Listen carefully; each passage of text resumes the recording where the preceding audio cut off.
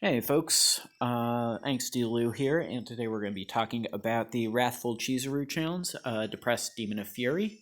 These are just a few tips and tricks you may use in your own battles to try to make some headway here, make some progress, and eventually beat it.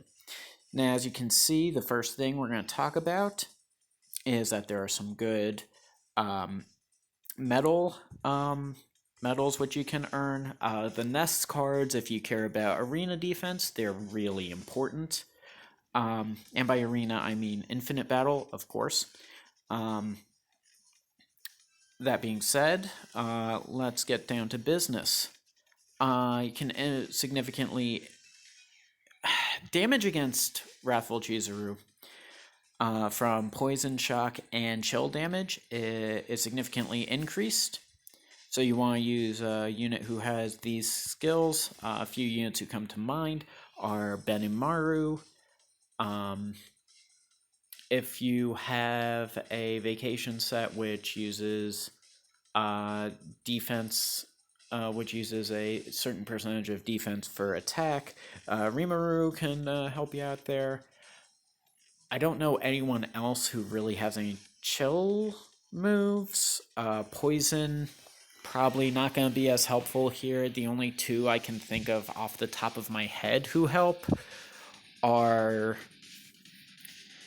I guess, Underworld Yamazaki or maybe Summer, what's her name, Angel or Halloween Angel, but that's,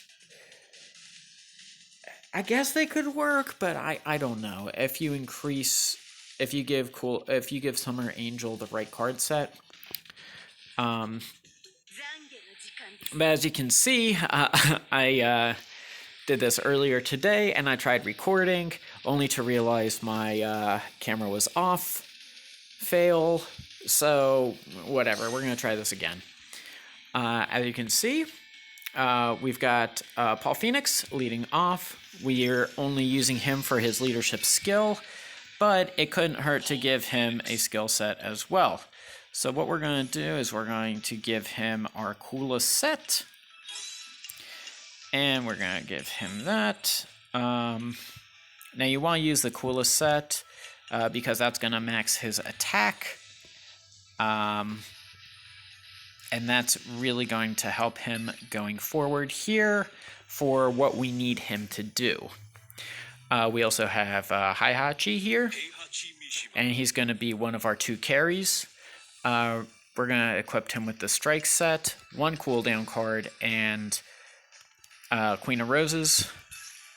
And we've got Shermie. We're going to try to max out her crit. We're going to give this for attack, and you know what? Let's give her a cooldown card.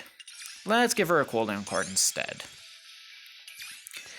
I feel like that's going to help her out a bit more here.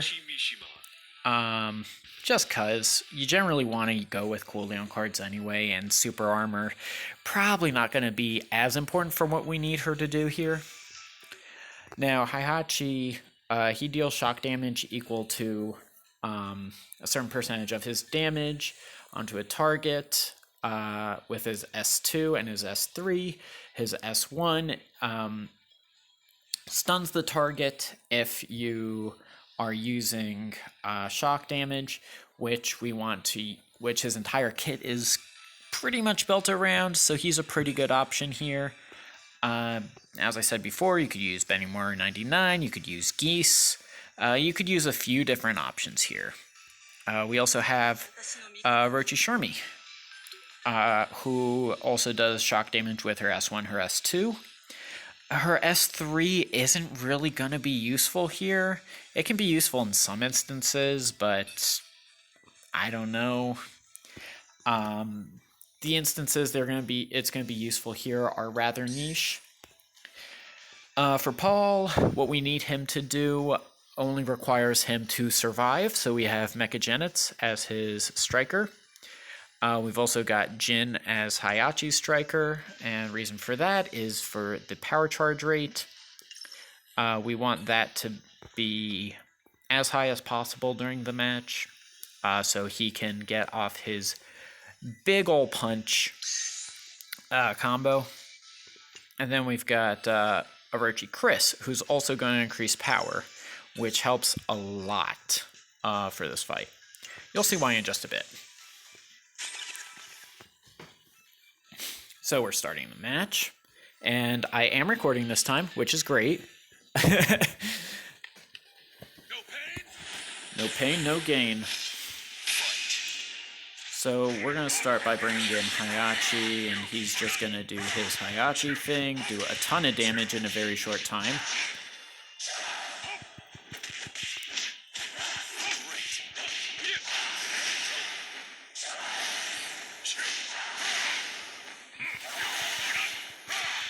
Now we don't need him to enter rage mode yet, but that's going to be that's one strategy we can take in this fight.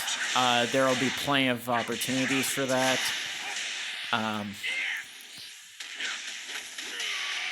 Paul's going to come in here to do that, to get the invincibility. He's going to do some damage here, but that's really all we need Paul to do. His skill set doesn't quite help too much here. What's going on? Oh, did I stun it? Oh. So that's what it looks like when it gets stunned. Okay, that's never happened before, but that's pretty cool.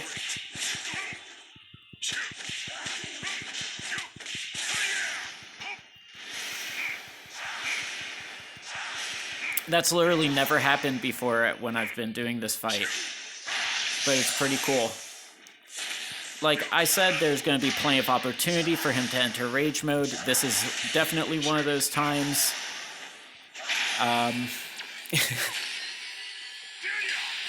Because there's a lot happening, and it's like any action game, it might be a bit difficult to keep track of everything. Let me see if after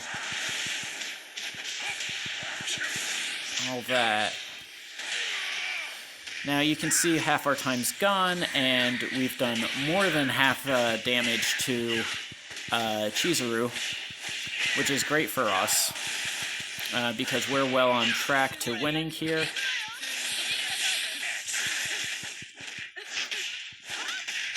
And we're gonna just chill for a sec and let our meter fill.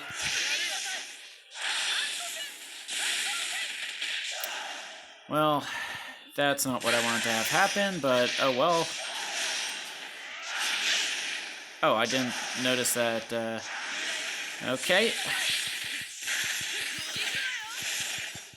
And basically it's just a big game of who can do the most DPS to who.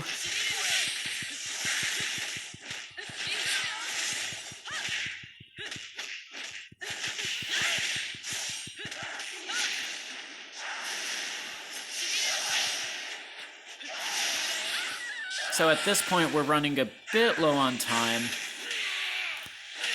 but the man for the job is in right now. Now, inside final 30 seconds, we just want to keep wailing on him.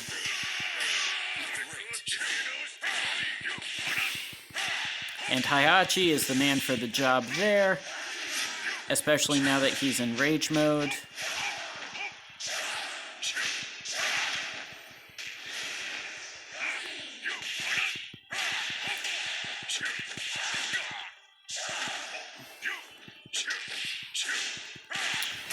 Now that time we cut a bit close, but most attempts at this are a bit... We've got a bit more breathing room, but that's basically it. You want to hit with a lot of lightning damage, you want to hit with... you want to use a leader who is there to take the hits for the crystal so that you don't get hit with that one-hit KO. And you want to be sure to basically just get off a lot of damage. We got off a lot of damage early in the first half, which is great because that meant we could have strategically played around for the second half. We did that for a bit. And there are a few characters who work best here. Once again, Hayachi works well, Shermie works well, Geese works well, Banamura 99 probably works well with the right card set. You get a ton of XP. You get this battle card, which allows you to get you could get some of these nest type cards, which is the ideal prize. Kula cards, sibling training cards, which is kind of not the best unless you're like using Kensu 94 or something, which I do, so that could help. Unwavering Loyalty, Vengeance, Lightning Gentleman, it's pretty good. Start type, Another Me in the Mirror, really good. Then you've got the 4 stars, you've got a few 3 stars. As far as I know, they're all of equal percentage, so that's a pretty good deal. And you got the green epic crystal. It's used to craft a set card. So if you don't get the nest cards here, you could use this epic crystal to get those. As you can see, I've got all of my fighters maxed out. My rank isn't even that high. So some of you who are like rank 200 plus, who have maxed out your codex, you might have a good chance at that. You might notice with my Hayachi, his cores, when we were going over the skills, weren't maxed out. So there's a lot of room to grow here, and there are a lot of routes you can take to beat this chapter. So hopefully this video gives you some ideas on how to approach this going forward. And, let's see how you do. You've got 9 more days, and I plan to take full advantage of this quest. It's not an easy one by any means, but I've got faith that if you've got a really good strategy, if you've got an airtight strategy, if you keep working, if you keep moving forward, you too can beat this. Just be sure to strategize and, get the right synergies going. That's me, Angsty Lou, signing out. Have a good day, folks, and stay fighting.